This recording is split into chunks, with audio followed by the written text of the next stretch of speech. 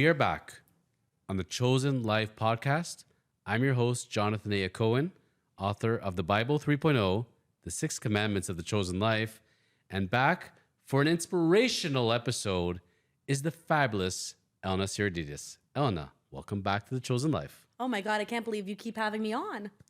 You keep giving us good information and inspiring us, so absolutely. And we were talking last week about the art of manifestation, and that got me going and thinking, you know what? I have to bring her back because you have so many skills in life. But one of your greatest skills is your ability to inspire others. Did you realize that? Not until you mentioned it, but elaborate. I'm interested in learning more. What do you mean? So my thinking is like this. Anybody that works with you, talks to you, associates with you, you should see the light in their eyes. They're like, Elena told me this, Elena told me that. We talked about this, we talked about that. She suggested this, suggested that. And they have this light in their eyes. They're like, it's like a fuel was put into their soul and they're just like so ready to go to war. Like they are ready to get this done. And you are just able to ignite people. But it's funny, you know, I come from a generation where to get people motivated, you had to yell at them, you had to threaten them, you were going to fire them, and people operated out of fear. With you, there's no fear. There's none of that approach. You operate out of trust, respect, and you earn that with people. And then you're able to get them to do whatever you want them to do pretty much and make them believe it's their idea. Because you can see this is best for them. I can see the vision for you. You have to trust me on this. And they always come back and say, you're right, Elena. I'm glad I listened to you. So how are you able to slot people and understand their strengths and how to get the best out of them each and every time? I think it comes down to experience and what you've kind of gone through. So let's go back to my team. My team listens to what I say, but it's because I've been where they want to go. So it's very easy to be like, this is how I've been able to build what I've built. So you can do it and build this and gain financial freedom and hit those goals that you want to hit, or you don't do it and you don't succeed. So you can pick which path you want to take. So it's result driven. Like they want to succeed based on the results they want to have out of life. So it's the same thing with clients or with anyone. It's what kind of results do you want to have? Okay, you want to have those results. You want to live in that huge mansion. How do we get you there? We need to get you into a smaller property, grow financial freedom through that property, buy a second, buy a third, buy a fourth, and get to that bigger property. I've done it. I can show you how to do it. So I motivate them through what I've actually done. I can show them it. Like Dan makes fun of me all the time for this. I used to do house tours of my own house. Like I'd do a showing in the neighborhood and then be like, let me show you why I think this is a better idea for you. And I will take them to my house and say, this is how much money I'm getting for each of these floors. This is what we're renting it for. This is what our plan is next. This is how much we refinanced it for. And people's eyes would light up because they would say, oh my God, you're not just telling us to do this. You're showing us it works. You're telling us what went wrong with you when you did it and how we can do it better. So that's what kind of inspires people. It's very much, this is how you can get to where you want to go.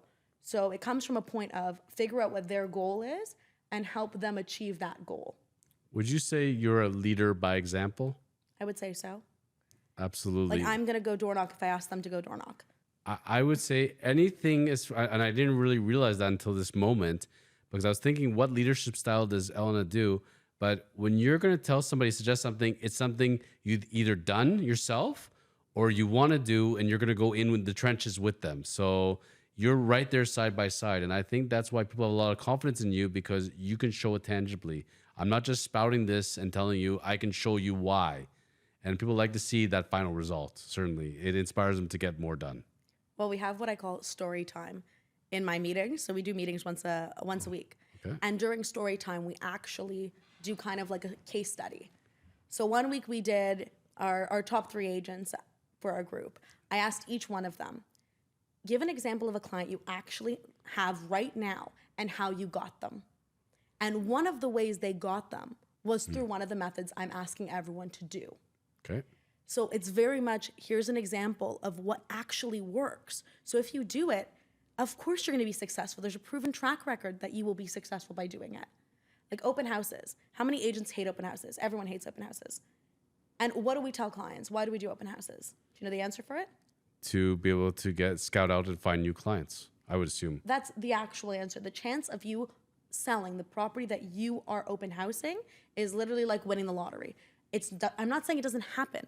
Like we double-ended a deal last week. I'm not saying it doesn't happen. Sometimes they do walk in, and that is the property that they'd like. But an open house is an opportunity for you to meet someone that is curious about real estate. They might not care what your property looks like. They're just the nosy neighbor that wants to see it. Or they were driving in the neighborhood and want to see what the houses look like in your neighborhood. That's an opportunity. It's a tangible opportunity of someone that if you impress, they'll use you. And some of my biggest clients, when I say biggest clients, I mean uber wealthy. Like we're not talking millions. Like they could buy anything. I've met through open houses, and people are shocked by that. Like one of my biggest sales I ever had. I remember I was 23 at the time. I sold a house for $4.5 million to an open house lead. Wow. They did not know my age. They found out after. Yeah. And the conversation I had with them was, oh my God, I can't believe basically the age of our child just sold us a house of this size. Because they would never have known. Because when they came in, I impressed them. I told them all the numbers. I knew all the stats. So it's not about just going there, sitting there, and letting people in the door and showing them where the kitchen is. Like, they know where the kitchen is. They can see. It's about actually adding value. And if you can show people you add value, 110% they will use you every single time. Like, agents are not supposed to be tour guides. You're not showing them where the house is. You didn't work at a museum. You're not showing them where the bathroom is. Like, they know. You're trying to show them something that they wouldn't know. So talk to me about the house. What problems can you see? I'm looking at other things. I'm not looking at what the normal person would look at when they're in the property. If I'm working with an investor, how can we optimize how much money we can make out of this house? And when we're doing the tour, I'm talking to them about that. Like, how do we make your portfolio work for you? And I want to touch upon something else you said there as far as lead generation goes, because, what is the purpose of an open house? One of the things that always baffles me in real estate, and this is in any industry, if you're in any kind of industry where you're going to have clients and people to work with, people think you have to go to conferences and you have to go and knock on doors. That's the only way you're going to find people. Everybody is a potential lead. Some of my biggest, longest standing clients met at a yoga class, met at Starbucks, met at a party through a friend, met at a parking lot. It's incredible. Every single person, but none of them I ever came to them and said, hi, I'm Jonathan. I'm a real estate lawyer. If you have a real estate transaction, I can close your transaction for you. Never done that in a million years. It's talking, hey, great yoga class, blah, blah. And how often you go to yoga? And what do you drink water with? Blah, blah, blah. And you start to build up these conversations. Inevitably, they'll talk about what they do for an occupation. People love to, express that. And then when you describe back, they'll say, oh, what do you happen to do? And then you talk about that. It's funny how it can kind of stick. It's selling without even feeling it. And what I try to do is, at least from my end, I try to hit upon points that we all get inspired about. So things that, like, I try to find a point of commonality, something we have an interest in, and we get kind of inspired about what we both like. Inevitably, it'll kind of stick, And so at the end of the day, people want to work with others, I think, that they find inspirational. Yeah, that they have a mutual connection with. There's an art to being really good at your job, and it's creating some sort of ease when you talk to someone. They feel like they automatically trust you. And if someone trusts you and decides they want to work with you, that's when you've actually closed the deal. It's not actually doing the deal. The deal was closed when they decided you're my person. You're the person I want to work with. So whether they do the deal with me today or in 5 years from now or in 6 years from now or whenever, they're my client. That's the win. So the goal always is to do such a good job for the people that I work with, the people I surround myself with, that they refer their friends and their family to me. And it could be in any situation. Like, I used to go to a bunch of workout classes with one of my friends, and she used to make fun of me for this. But somehow I was in real estate in any conversation. So I believe it. I went to an Orange Theory class once, and they have this like sliding scale thing where you're supposed to like work really hard and then not work as hard and then work very hard again. And I made a comment because she's like, oh, there's no way you can slide this into this. And I'm like, oh, wait. So we look at the thing, and he's showing us what it actually means in this fitness world. And I go, they look like condos. I can't get away from work anywhere. And he goes, oh, are you in real estate? And I said, yeah, I am. But, I'm trying to get away from that, which is why I keep working out with her. And he goes, actually, one of our trainers is looking for a property. Do you mind helping her? Like, she just moved to the city. I said, no problem. Is she in today? And they're like, yeah, she's coming in later today. Like, let me talk to her. And if she's open to it, do you want me to call you? Here's my number. Call me. I have a little bit of a later afternoon. I can show up when she shows up. So they call me back. I came, I closed her. She got a property with me. Incredible. There was an art to it. Like, I was at a coffee shop once, and I remember I was actually interviewing another agent that I was going to add onto the team. And she goes, well, I really don't understand how you can pick up clients. And I go, every single place you go is an opportunity for you to meet a client. Mm-hmm. Like, if the guy behind the camera doesn't buy a property with me, I didn't really do my job right today. He's laughing right now. He's going to get my card. But the whole point is to be able to casually earn trust with someone, but also tell them that you're in real estate. And it works if you know knowledge. Like, you have to also know your math and know your stats. I tell every young lawyer that comes to my office, the art of being a good lawyer, which can fall into any industry, you have to have experience, you have to have knowledge. That comes with time. You got to get results, and people have to like you. And the thing is, at the end of the day, the last thing is the most important thing. It's like you. Because anybody can get results, anybody can build up experience, but if they don't really like you, they're not going to want to work with you in this day and age. That's the reality of it. And I can tell you what has brought me the most amount of clients, and as far as building up myself, it's been my shoes and my watches. It's amazing how people say, hey, you're the Jordan 1 the lawyer guy, right? And we start talking about Jordan 1s, and inevitably goes into real estate. Or I'll see somebody say, I remember a guy came into my office one day, and I looked at his wrist and I said, that's a nice glasuda you got there. And he goes, you know glasuda? Wow, you must be a watch guy. And we started talking about watches. We finished the conversation. I had a watch encyclopedia. I handed him my encyclopedia. I'm like, take this. You're new to the game. Your father helped you find that brand. You know what? You need to research this stuff. And guess what? We've been friends for life since, So it's amazing how we can kind of evolve that way. So it's, again, having outside interests, being able to connect with people.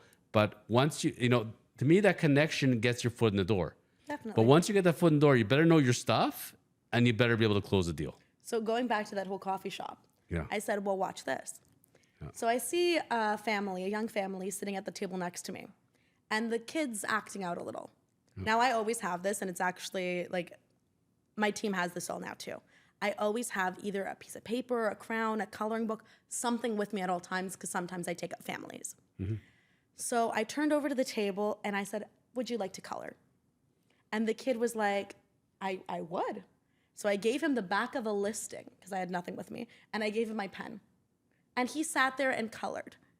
And the parents were like, thank you so much. Like, do you need this? Do you need this back? And I'm like, honestly, it's no problem at all. My office isn't far. Like, I'll go get it. Do you guys live around the neighborhood? And they go, yeah, we actually live at 608 Richmond. 608 Richmond is the Harlow. And I said, oh, you just live at the Harlow. Oh, that's a really pretty New York style loft building. Do you like living there? And we started a conversation. And they're like, oh, we do like living there, but we're outgrowing the space.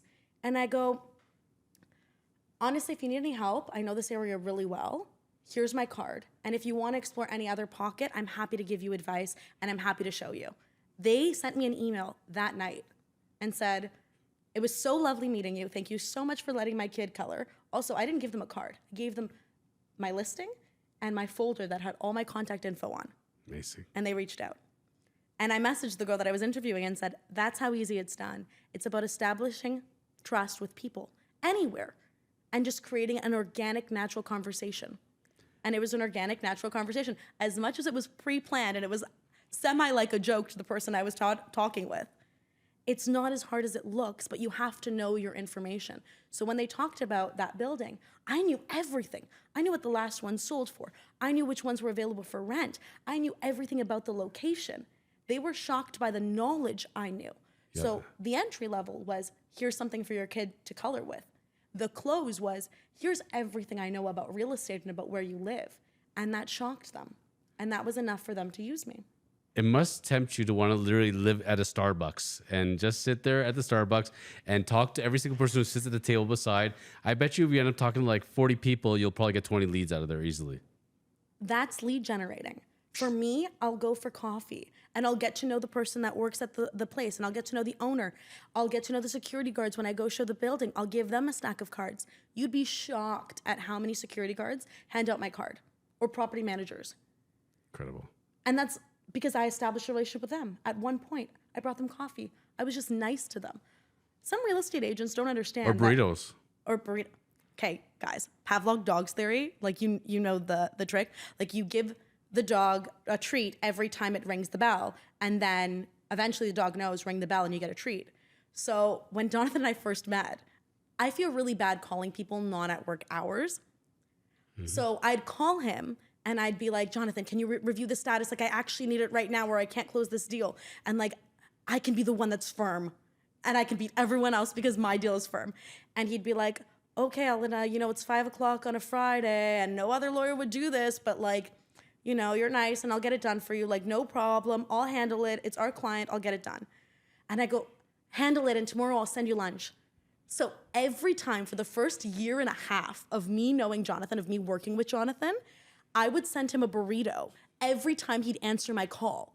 So like, I Pavlov dog theoried him. So like, my call would ring and it doesn't matter what time it would ring, he'd answer it. So my clients would always get the best of the best treatment because I Pavlov dogged everyone around me. Like the lawyers, the inspectors, the whatever. If I needed a last minute favor, I had the people that could help us. So we were in multiple offer situation a number of times. And that's why I said pivotal moment in my career is when I met Jonathan, is because I literally built a relationship with him where I could call him and say, hey, I need the status reviewed in an hour. Can you somehow make it work? And he'd get it done and we'd get the sale. So my sale volume went up because I could outbeat the competition because my lawyer was reviewing stuff when their lawyers weren't answering the phone. Because he likes burritos. But it's funny. But then... So note to everyone, if you work with Jonathan, send some burritos. Just send a burrito. But I'm very specific on how I like the burrito done, so make sure they get the order right. But it's funny because then the conversation started being, hey, do you feel like a burrito? And then we'd start the conversation that way. So it'd already be, okay, what do you need done? And then, like Pavlov's dog theory, eventually you pull the incentive out and you ring the bell and they'll still do it. And so I haven't seen a burrito in years, but we still get the work done. So hey, I bring it you worked. to lunch. That's true. That's true. Once a month. Once a month we go for lunch. I appreciate that. Yeah. No. I can do the burritos too. So can I ask you a really difficult question as we end today's episode? Ask me. Ask away. So I'm feeling really inspired right now. I gotta tell you, when I hear your theories and how you go about conducting yourself and how you make it work for yourself in your professional life, somebody else watching this, I gotta ask, somebody watching this saying, I want to be the next Elena. And what does it take to be a leader? Like I've never done it before. I've always wanted to be a leader. Where do I begin? I don't know how to start off. So if you're giving a crash course right now and saying, first and foremost, you want to be a leader one day, you got to do this, what would you say? I would say first and foremost, learn how to time block your schedule. Like I said, the most successful people in the world have a schedule, they stick to it. Real estate's a very scattered field. Everyone says you make up your own hours. You don't make up your own hours. You work whenever your client is available. But you also have business development you have to do, so block it out. Wake up the same time every single day. Consistency is key. And then learn everything you need to know about your industry. Because especially if you're the young one there, if you don't know the most knowledge, they're automatically going to pick someone else. So know more than your competition. Learn more. Constantly be learning about what's going on in your field, because you're never going to be a leader in the field unless you're the one that knows everything there is to know about that specific thing that you're doing. I love it. I love it. Can I add one more thing to it? Go for it. Because for me, from a leadership standpoint and me figure out from my realm, it's been like this. Because when somebody comes to me and says, I want to be a really good lawyer one day, and when I want to learn how to be a partner, manage a law firm, etc., I come back to them, I tell them, you got to pick up a book on how to inspire people, how to win friends over. Your job is not to be a realtor, not to be a lawyer, not to be a plumber. Your job is to build relationships. And that's the things they don't teach you in school. So you can know all the fine skills and be really good at your job and be able to get things done and understand how it's done. But it's that human interaction part. So I tell them, you need to start thinking about your job is to build a relationship. If you can build that relationship and they trust you, they'll be inspired by you. You can lead them. So remember the value of relationships. We built that relationship. Our relationship keeps growing into our lovely circle, and we'll continue to because we keep investing in that relationship. Definitely. This has been the Chosen Life Podcast.